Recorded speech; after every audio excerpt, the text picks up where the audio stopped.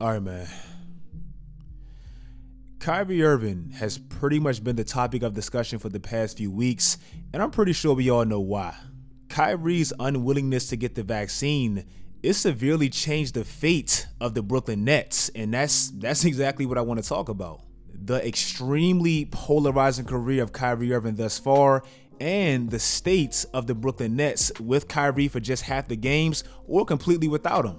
Now, I have to preface this video by saying this. I'm not judging Kyrie for not getting the vaccine. I don't judge people for not making decisions with their body. You make the best decision for you and your family. That's on you. I have to make that known so people don't think that's what this video is about. However, when it comes at the price of someone else, or even worse, an entire organization with one common goal in mind, this is where I kind of have a problem with Kyrie Irving. Kyrie Irving really has been one of the most controversial players in the NBA, honestly, since 2017 when he left LeBron. And even though I can understand why I don't agree with everything Kyrie does, specifically the unprofessionalism he displays at times, I still respect him for standing for what he believes, most of the times. I remember directly after the 2017 finals, LeBron and Kyrie were both looking at each other, both saying, "We'll be back." A month later, out of nowhere, Kyrie's unhappy in Cleveland and he forced a trade. In this specific situation, bro, I always felt like Kyrie won. He definitely got the best end of the stick. Most players that force a trade from an organization that's winning championships and they have Bron on it, bro, you're typically getting sent somewhere where your career is going to die, like Detroit or something like that. This man went to Boston, a team and really a whole city that's really known for winning, and the roster once Kyrie Irving got there, bro, it was good enough to actually contend. He didn't go to a trash roster. But for whatever reason, in Boston with Kyrie Irving there, everything that they should have been on paper, it just collapsed in just 2 quick years. Gordon Hayward gets injured 5 minutes into his Celtics career. Kyrie Irving has to miss the entire playoffs. And through all this, both Kyrie and Gordon Hayward gets injured.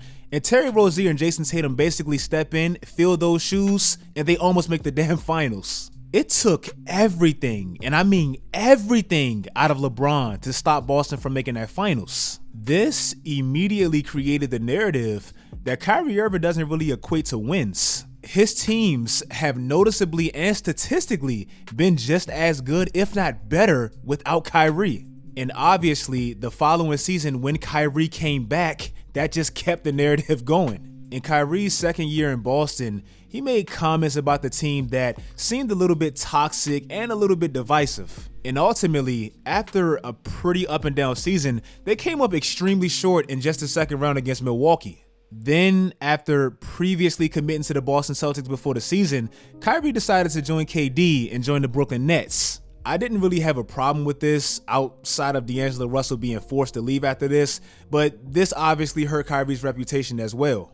I think it was best for both teams. The Boston Celtics clearly didn't have that chemistry with Kyrie Irving, and Terry Rozier even said he just didn't have that rapport once Kyrie and Gordon Hayward came back. It pretty much messed everything up. Also, statistically, for whatever reason, while Kyrie was there, the team performed better when he wasn't there. I don't know what it was. I don't know if it was a coincidence or whatever. I know sample sizes matter, but they had about a 60% winning percentage when he was there and about a 71% winning percentage when he wasn't. Then, even after he left and they replaced him with Kemba Walker, they had a much better regular season, and once again, they made the Eastern Conference Finals. Then if you go to his new team with the Brooklyn Nets, in 2020, even without Kyrie Irving, they made the playoffs. Also, once again, it does not help that his team performed significantly better without Kyrie Irving. Kyrie Irving only played 20 games for the Nets in 2020. They still made the playoffs. In the 20 games he played, they were 4 games under 500. In the games he didn't play, they were 2 games above 500. Even last year, and this one is even tougher to say because obviously this Nets team, it just has a ridiculous amount of talent, but the facts still stand.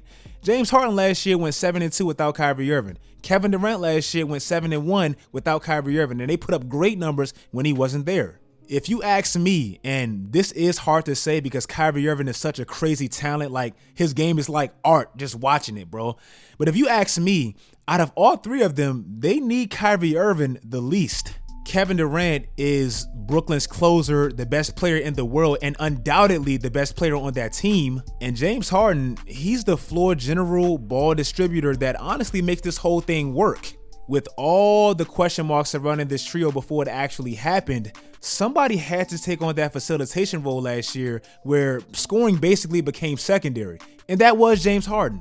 If you look at the difference James Harden made last year alone, bro, you can just see once he got hurt, they just weren't the same team. Like, they needed their quarterback / point guard. Even Joe Harris, last year we all clowned him for not showing up in the playoffs and all that, and deservingly so. But remember, it wasn't the whole playoffs. It really began after James Harden got hurt.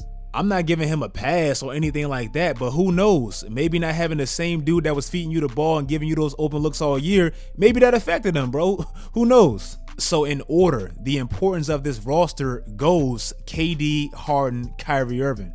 Now, can this team actually win a championship without Kyrie Irving? Well, to me, it all depends. If Kyrie isn't there all year, and I mean doesn't play any games or the majority of the games, I think they can.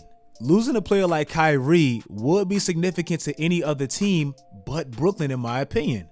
Blake Griffin was easily one of the most underrated players in last year's playoffs. Cam Thomas is known to be the steal of the draft. Patty Mills, he gives them experience and big play capability. LaMarcus Aldridge and Paul Millsap, those are former All-Stars. And you still have 2 of the top 7 players in the NBA at least, and in my opinion, the best player in the world. So I just don't think Kyrie Irving necessarily makes them not a championship contender if he's not there.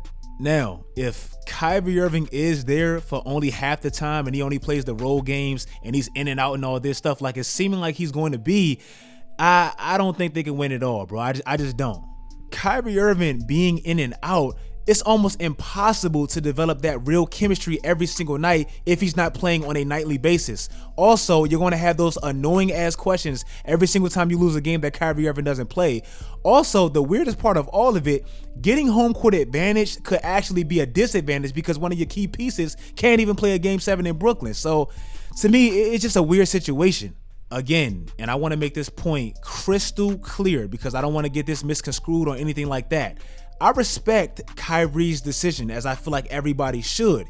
However, I respect the NBA's, New York, San Francisco, California, whatever. I respect their decision as well to have consequences for your choice. You choose to run your body, they choose to run their business. That's just the world. If it was possible to actually move Kyrie Irving, I'm almost sure he would be traded. But he's damn near made himself untradeable, so the Nets, they're just kind of stuck. If you guys like this video, daily videos, like I said, are back. Make sure you guys follow my social media sites. Make sure you guys turn on post notifications, like the video, do all that great stuff, guys. And until next time, as always, stay tuned.